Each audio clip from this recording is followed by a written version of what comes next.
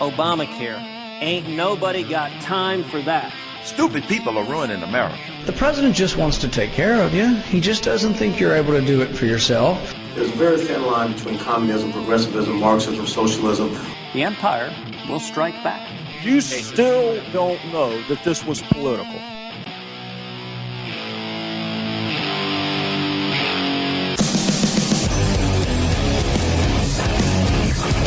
Hello, everybody. How are we doing on this fine Wednesday night? This is America Our Way, and I am your host, Dustin Hoyt. Now, I've titled today's episode as Liberty Conversations because for the majority of the show today, rather than doing what I normally do, going through the headlines and things like that, I want to talk about some conversations that I've had. And I think it's important because it is indicative of some of the things that are going on in our society in terms of disrespect, in terms of ideas, in terms of, as Margaret Thatcher said, winning the argument. Now, there are quite a few problems with people these days. Namely, is the disrespect and malcontent that you find in individuals when you talk about politics. Now, the problem with this is because 99.9% of people who discuss politics have not studied philosophy. And as such, especially those who haven't studied political philosophy, they don't keep up with the ideals that founded or are the source of political thought.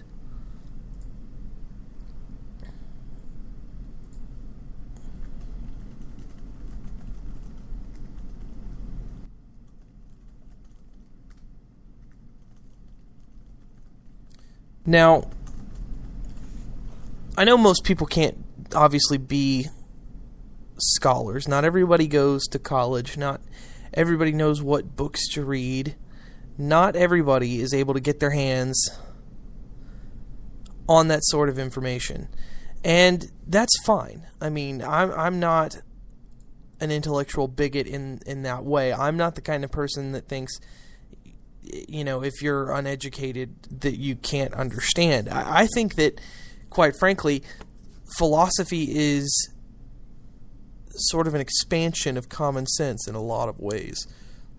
If you think about the decisions that you make in terms of everyday life, not only in politics, they all are based on core principles that you hold. Now, these core principles determine everything you do, and that's kind of where personality comes in. If you look at the way people do things, you can see their actions and kind of get an idea of what actions they'll take regularly. Now, the best example of this being, let's say you're at work and somebody is a really hard worker. Well, you know that person to be a hard worker, and you know that person will get the job done. So you're more likely to assign tasks to that person or to want to work with that person in terms of getting things done because you know you can rely on them to work hard. Now that has something to do with that person's principles. That has to do with how that person views life and productive work. It is, generally speaking, a source of pride. Now, if you have somebody that purports to work hard but believes that they are entitled to things simply because they exist, as a socialist would, their hard work is not something that can be counted upon because their hard work is not something they hold in principle. Their hard work cannot, in honesty, be called hard. And that's just how it is, because these people don't hold it down to their core that hard work is something they must do for themselves. It's not a point of pride. And if working hard is a point of pride for that person, then they cannot be a socialist, because at their very core, they are a capitalist, and one cannot be a socialist and a capitalist. The two ideas are not compatible, because capitalism requires freedom. The freedom to act, the freedom from government, the freedom to produce as you see fit. And anybody who purports a form of capitalism that includes government controls on many, many, many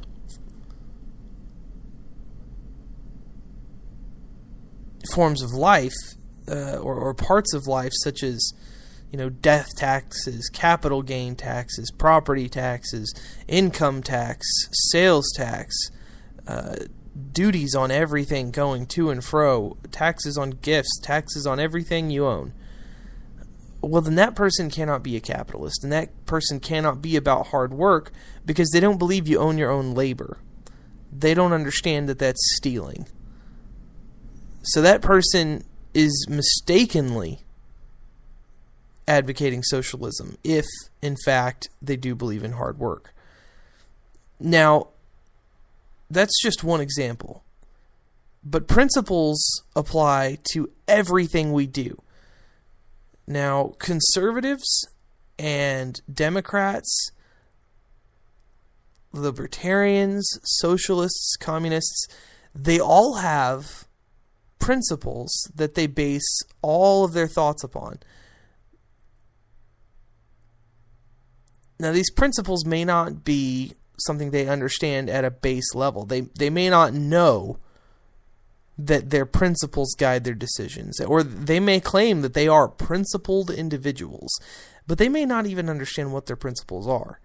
Principles are a deeper form of philosophy. I mean, it can be epistemological. It's something profound. And for someone to understand themselves that profoundly is not common. It's not something that's easily achieved. Now, many of you have achieved it, and you do understand. And so, of course, you're sitting there going, well, hold on a minute, I understand exactly where I stand. Da-da-da-da-da. And that may be true. But for the vast majority of people, they don't know what principles exactly guide their political ideologies and their decision-making in general. For example, as a libertarian, because that's what I am a libertarian, my principles are entwined with the right to life. Now, some of you, I know, are pro-abortion, and you're thinking, oh no, here we go. Listen, the right of an individual to own their own life is something that everyone in every ideology except the communists can support. The idea that I own my life, nobody else, is something every human being should be able to understand. Now, the only people who don't are communists and authoritarians, some of these statists that come around and believe that you are alive by grace of your government. They have not deigned kill you yet. And you live under their system, under their social contract, so your life is bound in chains by some unsigned, involuntary document that is a social contract that you somehow signed implicitly by living on one piece of land or another. Now, of course, they won't ever mention the fact that there is no piece of free land on earth where you could choose to go should you not want to sign a social contract. Only different social contracts per country. So, it's not really something that we can look at and contradict as these people do. If, in fact, you cannot have a land without a social contract, if you cannot say no, then it is in fact a form of tyranny. Now, I had a conversation today that really was unsettling. The individual appeared to be of mild intelligence, and as such, I treated him with the respect that is due another rational mind. Unfortunately, this individual did not think that I, myself, was worthy of such respect back.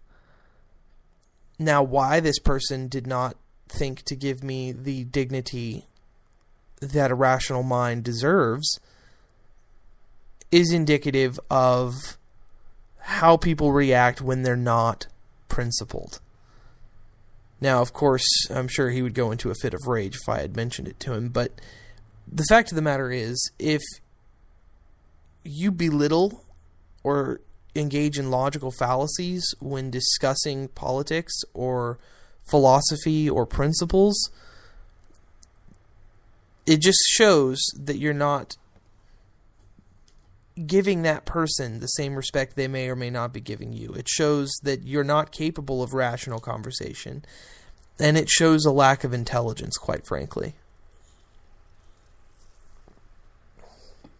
I'm going to go over some of this argument here so you folks can kind of get an idea of what I went through today. Get an idea of what the conversation was like. Now, a friend of mine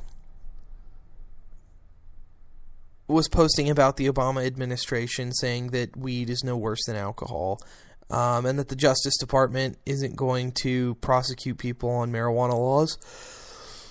Now, of course, this is in relation to pot being legalized in Colorado and Washington, and as many of you know, marijuana is going to be legalized throughout the rest of the country. That it's going to happen. Many states are going to pass ballot measures because overwhelmingly people in this country are starting to realize that it's just a freaking plant.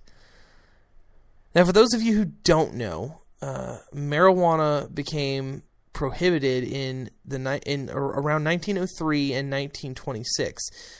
Some of the states first began blocking cannabis as poison in 1903, and then we started seeing nationwide bans in the 1920s, 1930s, or excuse me, mid-1920s. And many of the ridiculous excuses that were used to ban it were things like, one of them was racism. It was, and I can't make this up, people. It's too ridiculous to make up. One was they were afraid that white girls would do drugs, not just cannabis, that they would do drugs and it would make them want to have sex with Asians or Mexicans. Can you? I'm not making that up. That's a real thing. People actually believed that. And they also believed things like corrupt organizations were in charge of distribution and cultivation of this. So they believed it was some sort of Legion of Doom, if you will, for the comic book nerds out there. That it was some evil or criminal organizations like Dr. Evil was selling all the drugs in the world. And other such ridiculous ideas. Now, you have to understand, there is no basis in science for marijuana, for instance, to be illegal. And in principle, for somebody to be opposed to the legalization of marijuana is someone being opposed of the idea that Americans can or cannot,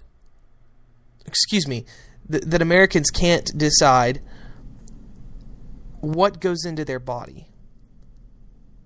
Now, I don't know about you, but even as a conservative, I understood that government has no business saying what I can or cannot do with